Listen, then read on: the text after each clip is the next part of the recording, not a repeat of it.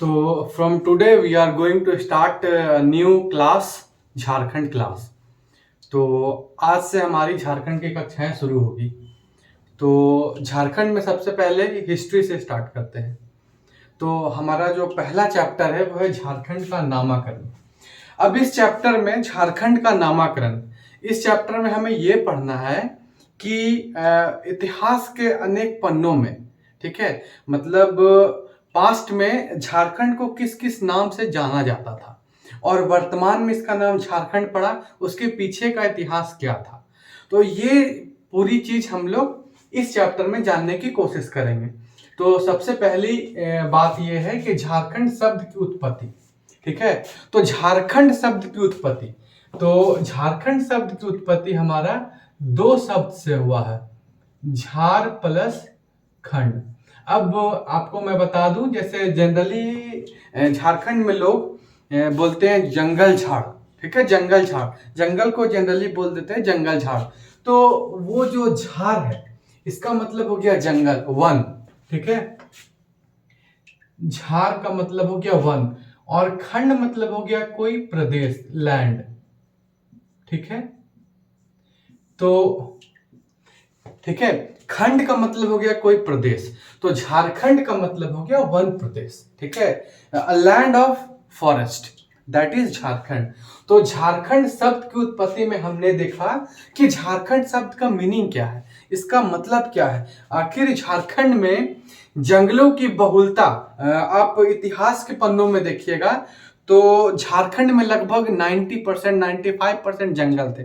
तो यहाँ पर जनजाति भी बहुत अधिक थी और जंगल भी बहुत अधिक थे। तो इसीलिए झारखंड में हम लोगों ने जंगल को बहुत महत्व दिया है और इस महत्व के कारण, जंगल की महत्ता के कारण झारखंड का नाम झारखंड पड़ा, ठीक है। झार मतलब वन, जंगल झाड़, ठीक है, झाड़ जंगल झाड़, जैसे झाड़ आएगा तो मतलब जंगल झाड़, तो जंगल, और यहाँ पर खंड मतलब प्रदेश। तो झारखंड शब्द की उत्पत्ति के बारे में हमने समझ लिया। अब दूसरा पॉइंट है झारखंड का प्रथम साहित्यिक उल्लेख। इस पॉइंट को मैं समझने की कोशिश करता हूं, ठीक है। साहित्यिक उल्लेख मतलब ये हुआ कि मतलब लिटरेचर में इसका उल्लेख कब हुआ है। अभी जो वर्तमान का झारखंड है, ठीक है, वर्तमान का जो झारखंड है, हमें पता है कि 15 नवंबर 2000 ईस्वी में बिहार का जो साउथ का पोर्शन था, दक्षिण का भाग था, उसको काट के झारखंड बनाया गया है, ठीक है। 15 नवंबर हमारे बिरसा मुंडा, ठीक है, का जन्म दिवस है उस दिन। तो 15 नवंबर को झारखंड, ठीक है, बिहार का दक्षिणी भाग को अलग करके झारखंड बना दिया गया। तो वर्तमान का जो एरिया है जो झारखंड का, वो वर्तमान का जो एरिया है वो इतिहास का अलग अलग युग में, ठीक है, अलग अलग काल में, अलग अलग समय में, इतिहास में उस एरिया को, अभी वर्तमान झारखंड का एरिया को क्या कहा जाता था। चलो, तो सबसे पहले झारखंड का प्रथम साहित्यिक उल्लेख ऐतरे ब्राह्मण। अगर आप वैदिक पीरियड की बात करोगे तो वैदिक पीरियड में सबसे पहले वेदों की रचना हुई, हमें पता है। वेद के बाद ब्राह्मण ग्रंथ लिखा गया, वेद के बाद ब्राह्मण ग्रंथ लिखा गया, ब्राह्मण ग्रंथ के बाद अरण्यक लिखा गया, उपनिषद लिखा गया, वो अब बाद की बात है। तो ब्राह्मण, ऐतरे ब्राह्मण क्या है, एक ब्राह्मण ग्रंथ है, ठीक है, ये बहुत ही पुराना एक ब्राह्मण ग्रंथ है। तो इस ब्राह्मण ग्रंथ में सबसे पहले झारखंड का पहली बार उल्लेख किया गया, साहित्यिक उल्लेख झारखंड का मिलता है ऐतरे ब्राह्मण में। तो झारखंड का सबसे पहली बार साहित्यिक उल्लेख कहां मिलता है, ऐतरे ब्राह्मण में। अब यहां पर झारखंड को, ठीक है, यहां पर झारखंड को पुंड या पुंड्र करके पुकारा गया। अब वर्तमान में जो झारखंड का एरिया है, ठीक है, वर्तमान में जो झारखंड है जिस जगह पे, उस जगह को, उस एरिया को ऐतरे ब्राह्मण में पुंड कहा गया या पुंड्र कहा गया, ठीक है। उस समय झारखंड नहीं कहा गया था, अभी जो झारखंड का एरिया उसको ऐतरे ब्राह्मण में पुंड कहा गया या पुंड्र कहा गया, ठीक है। तो झारखंड शब्द का पहली बार अगर साहित्यिक उल्लेख के बारे में बात किया जाता है तो ऐतरेय ब्राह्मण में, ठीक है, ऐतरेय ब्राह्मण में। और यहाँ पे क्या, पुंड या पुंड। अब यहाँ पर मैं आपको एक लिंकअप करने की कोशिश कर रहा हूँ, ठीक है। तो अब आप देखोगे जैसे ब्राह्मण, तो जनरली लोग बोलते हैं, ठीक है, ब्राह्मण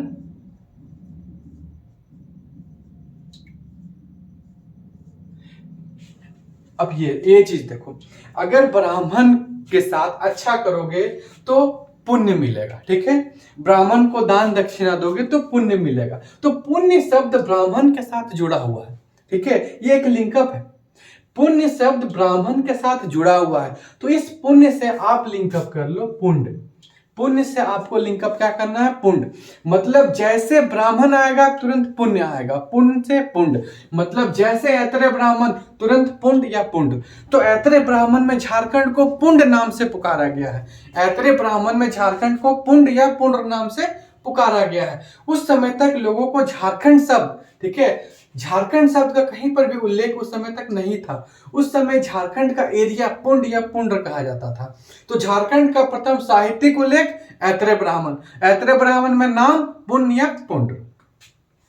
अब तीसरा है झारखंड का प्रथम पुरातात्विक उल्लेख।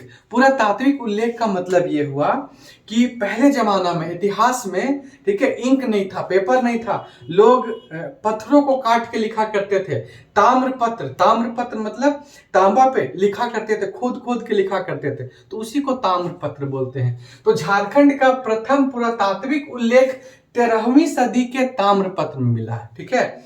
मतलब अगर हम लोग पुरातात्विक उल्लेख का बात करेंगे तो 13वीं सदी का ताम्र लेख में मिला है। तो अगर झारखंड का पहला पुरातात्विक उल्लेख बोलेगा तो 13वीं सदी का ताम्रपत्र। अब एक चीज गौर करना है, देखो ऐतरेय ब्राह्मण में तो इसका नाम पुंड या पुंड रखा गया, लेकिन ये जो 13वीं सदी का ताम्रपत्र है, यहां पर झारखंड का नाम झारखंड ही बोला गया, ठीक है, बहुत इंपॉर्टेंट है। झारखंड का नाम झारखंड ही बोला गया। तो यहां से 2 पॉइंट मेरा निकल के आ रहा है। झारखंड शब्द पहली बार कब आया, झारखंड शब्द पहली बार कब आया, तो 13वीं सदी का ताम्रपत्र। और झारखंड का पुरातात्विक उल्लेख पहली बार कब हुआ, तो 13वीं सदी का ताम्रपत्र। और झारखंड का साहित्यिक उल्लेख जिसमें झारखंड को पुंड या पुंड्र कह के पुकारा गया, ऐतरेय ब्राह्मण। तो ये 2 पॉइंट बहुत ही कंफ्यूजन है, तो इसको हम लोग समझने की कोशिश करते हैं। अगर पूछेगा कि पहली बार झारखंड का साहित्यिक उल्लेख, मतलब किसी साहित्य में ये झारखंड वाले एरिया का वर्णन कभी हुआ, तो वो है ऐतरेय ब्राह्मण।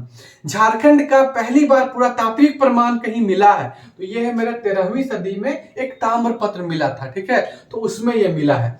अगर झारखंड शब्द पहली बार झारखंड लिखा हुआ आया है, मतलब इस एरिया को झारखंड बोला गया है, तो 13वीं सदी का ताम्रपत्र। अब ये हुआ मेरा पहला, दूसरा, तीसरा पॉइंट, ठीक है। चलो नेक्स्ट। अब झारखंड के साथ अगर रांची को ना लिया जाए तो ये रांची के साथ नाइंसाफी हो जाएगा। तो रांची, अब मैं मुगल काल की बात कर रहा हूं, तो मुगल काल में क्या था ना कि झारखंड का लगभग 90 to 95% एरिया जंगल से था, ठीक है। तो रांची वाला एरिया भी जो है कुछ बहुत एरिया था जहां पर लोग रहते थे और चारों तरफ से जंगल था। तो मुगल लोग जब रांची वाले एरिया में आए तो उन लोग इसको खोखरा या कोकरा कहने लगे। देखो कोकरा, क से उसके बाद का के बाद ख, तो खोखरा, कोकरा या खोखरा कहने लगे, ठीक है। तो मुगल लोग रांची को कोकरा या खोखरा कहने लगे। अब मैं एक बात और आपको बताना चाहूंगा, अब इसको लिंक कैसे करना भाई। तो मुगल लोग बहुत खूंखार थे, जैसे मुगल बाबर खूंखार, मुगल बाबर खूंखार, ठीक है। तो मुगल मतलब खूंखार, खूंखार मतलब खोखरा, ठीक है। अब खोखरा हो गया ख ख, तो उससे का भी बन जाएगा, तो खोखरा तो कोकरा, ठीक है। चलो फिर धीरे धीरे अंग्रेज आए और इसका नाम में भी धीरे धीरे परिवर्तन हुआ, समय के साथ परिवर्तन होते गया, ठीक है। फिर इस एरिया को, रांची वाले एरिया, ठीक है, वर्तमान में इसका नाम रांची है, उस समय उस एरिया को बोला जाने लगा चुटिया नागपुर। फिर धीरे धीरे उसको बोला जाने लगा चुटा नागपुर, और फिर ये हो गया छोटा नागपुर। तो अंग्रेज लोग झारखंड को छोटा नागपुर कह के बुलाते थे, ठीक है। अंग्रेज लोग झारखंड को छोटा नागपुर कह के बुलाते थे। अब हमारा ये पॉइंट, अब नेक्स्ट आते हैं झारखंड का, थोड़ा सा व्यू में देने की कोशिश कर रहा हूं। तो वर्तमान में झारखंड में 24 जिला है। तो 24 जिला में मैं दो भाग में इसको तोड़ता हूं, 18 जिला को अलग, 6 जिला को अलग। तो ये 18 जिला जो है वो मेनली एक पठार पर है, जिसको बोलते हैं छोटा नागपुर का पठार। ये लगभग 80% एरिया कवर करता है झारखंड का। और जो बच गया 6 जिला, जो लगभग 20% एरिया कवर करता है, उसको बोलते हैं संथाल परगना। ठीक है, 6 जिला आता है। ठीक है, संथाल परगना में एक बहुत फेमस पहाड़ी है, ये राजमहल की पहाड़ी। तो ये हमारा हो गया झारखंड, 24 जिला, 18 और 6। अब देखो, झारखंड में हमें पता है कि बहुत जंगल थे, तो जहां पर जंगल होते वहां पर जनजातियां होती थी। तो झारखंड में जनजातियां बहुत अधिक थी। यहाँ पर जनजातियों की बहुलता के कारण, ठीक है, झारखंड की जनजाति बहुत अधिक थी। झारखंड में वन भी बहुत अधिक थे। तो यहाँ पर जनजाति की बहुलता के कारण झारखंड को कर्क खंड कहा गया। ठीक है, झारखंड को कर्क खंड कहा गया और छोटा नागपुर को कर्क स्वर्ण कहा गया। ये भी बहुत कंफ्यूजन है। ठीक है, ये कंफ्यूजन है कि भैया अब एग्जाम में क्वेश्चन आएगा कि झारखंड को क्या कहते थे, कर्क खंड, कर्क स्वर्ण, तो आप कंफ्यूज कर जाओगे कि अरे यार ये भी मैं पढ़ा हूं, ये भी पढ़ा हूं। तो इसमें क्या है, इसका कंफ्यूजन दूर कैसे करना, एक लिंकअप मैं तैयार करता हूं। यहां पर खंड, यहां पर खंड, यहां पर खंड, यहां पर खंड, तो झारखंड तो कर्क खंड, झारखंड तो कर्क खंड, झारखंड तो कर्क खंड। अब बच गया क्या, कर्क स्वर्ण, मतलब छोटा नागपुर इज इक्वल टू कर्क स्वर्ण। तो झारखंड को प्राचीन समय में कर्क खंड कहा गया और छोटा नागपुर को प्राचीन समय में कर्क स्वर्ण कहा गया। ठीक है, अब संथाल परगना पर आते हैं। देखो, एक कहानी में देखता हूं, तो एक बार क्या हुआ ना कि ये काजोल की बात हो रही है। उस समय वो फेमस नहीं थी, तो क्या हुआ, एक नारी थी काजोल। ठीक है, वो क्या की कि अपना दामन, दामन मतलब होता आंचल। ठीक है, तो ये संथाल परगना के क्षेत्र में आई और यहाँ की पहाड़ियों पर अपना दामन, ठीक है, अपना दामन को लहराते हुए दौड़ने लगी। ठीक है, आप एक कहानी में बता रहा हूं आपको। बस क्या हुआ कि उस समय काजोल बहुत फेमस नहीं थी बॉलीवुड में। ठीक है, मूवी वगैरह नहीं मिला था, बहुत इनिशियली बात है। तो झारखंड में आई, यहाँ पर जब राजमहल की पहाड़ी को देखी तो बहुत खुश हो गई और वो एक नारी थी। ठीक है, तो एक नारी काजोल जो झारखंड में राजमहल की पहाड़ी को आई, देखी और अपना दामन मतलब आंचल को लहराते हुए दौड़ने लगी। तो ये एक मेरा लिंकअप है। यहां से मैं देखता हूं कि संथाल परगना को नारी खंड कहा जाता था। संथाल परगना को नारी खंड कहा जाता था। इसको काकजोल भी कहा जाता था। संथाल परगना को काकजोल भी कहा जाता था। और राजमहल की पहाड़ी का जो सुंदरता है, ठीक है, एकदम मनमोहने वाला सुंदरता है, इस कारण पहाड़ी आंचल, ठीक है, या दामिने को भी कहा जाने लगा। पहाड़ी आंचल मतलब लगता है कि एक पहाड़ी है जो अपना आंचल फैलाए हुए है, तो इसीलिए दामिने को कहा गया। अब यदि हेनसोंग, तो हेनसोंग एक चीनी यात्री था जो हर्षवर्धन के समय आया था। ठीक है, तो वो भी ये राजमहल वाले एरिया में, ठीक है, घूमने के लिए आया। तो यहाँ के मनोरम दृश्य देख के, यहाँ के पहाड़ों को देख के बहुत ही खुश हुआ।